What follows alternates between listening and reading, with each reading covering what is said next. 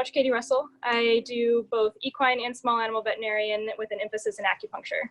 My work with dogs is important to me because of the human-animal bond. Our dogs mean so much to us, and they give us such joy and a spark of life that really nothing else does. A few things that have people keep in mind during the summer months is that, one, it is hot. Definitely keep that in mind when you're playing with your dog. Make sure they've got plenty of fresh water available. Most dogs love ice cubes. It's a great way to cool down. Another thing to keep in mind is that we've got lots of bugs around. So, in Florida here, our bugs never die. So we definitely deal with mosquitoes all the time, but make sure you're keeping up on your prevention and things like that. But then, we're home all the time and dogs get bored too. So make sure that you're out there playing with them and spending a lot of time with them. Dehydration and heat stroke sort of go hand in hand. In sort of a broad state, that excessive panting where they can't catch their breath, laying out flat and not being responsive to you, red, dry gums, that sort of thing. You should be able to touch your dog's gums and there be a moistness to it. If they're dry, they're dehydrated and they need some help. Not having any appetite, that's definitely a sign of dehydration. And if it gets bad, they'll start vomiting. So look out for all those things. So definitely keep an eye on the UV index. Any of your weather apps will tell you what the UV index is. They'll advise whether it's even safe for you to go outside. And if it's too high and not safe for you, it's definitely not safe for your dog. And then think about what you're planning on doing. If you know that you're gonna play and it's gonna be a lot for 30 minutes, but there's good shade and you can take a break, awesome, go ahead and go for it. But if it's all day out in the sun, no break, no salvation there, maybe think about leaving them at home and giving them a rest. The most important thing is if your dog has gotten overheated, people think that, you just like throw them in an ice bath or do something super quick. And it's really important not to do because you will shock the system. So if you know that your dog has gotten overheated, then you've got to do that. You've got to get them back to normal very gradually. Start with a little tepid water and then move colder super, super gradually. Any shock to the system really is a problem. So don't panic when it happens. Definitely call your vet and ask for advice. But then whatever you do when you're trying to cool them down, do it gradually. Everything in moderation. That's the right tip.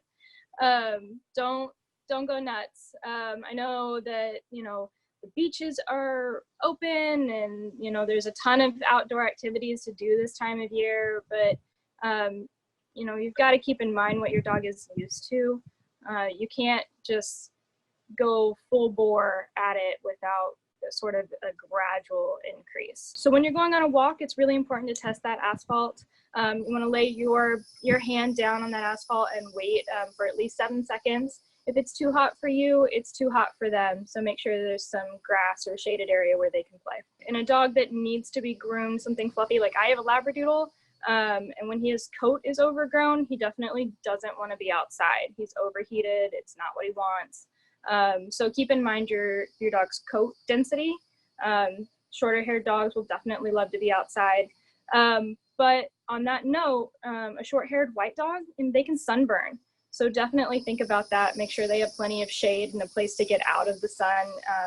Like a lot of people take their dogs boating and that's super fun. But do make sure that they've got a place to get out of the sun because they will burn. If they like to be wet, if you want to focus on their legs, the veins are close to the surface in those areas. So if you hose down their legs before or after when they're playing, they'll cool down more quickly that way. Ice cubes can sometimes be a great trick. Some dogs really do love that.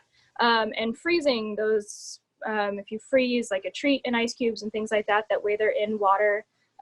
Just straight sticking the treats in water. We use that to flavor water a lot.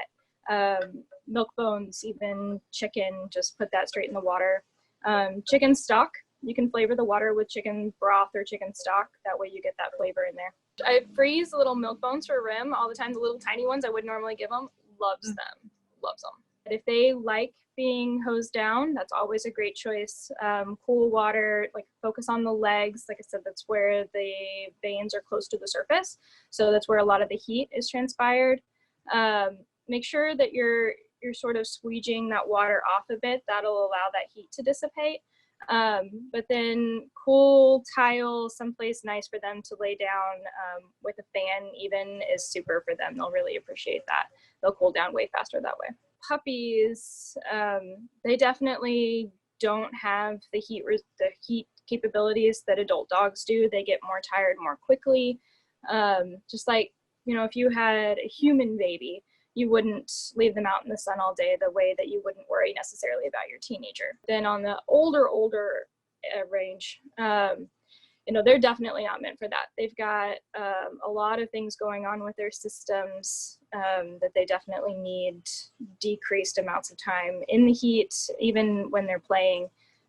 Keep in mind that as you get older, even in the best athlete, you've got a little bit of arthritis going on. So they need a break. Our typical dog that stays inside most of the day while we're at work and they're in the AC, and then we popped them outside for a couple of hours, those shocks to their system are definitely pretty intense. You know, just because, you know, if you're used to being outside all day and they're used to being inside in the AC, those shocks are hard on their system. Always just think about it like how you would feel. You've been outside all day and then you walk into a freezing AC system, like, you know, ease them into those kinds of transitions. Like if you've been outside all day and now you're going home, set your AC a little higher than you would and then gradually lower it down. That way they have a chance to adjust. As far as credible sources go, you know, the overshared posts on social media, sometimes those aren't always the best. A broader Google search from like the American Kennel Club or things like that, you know, organizations that have been around for a really long time. And if you can find it in a couple of places, it's probably more true than the one random post you saw somewhere one time. So just triple and double check what you think you're looking at.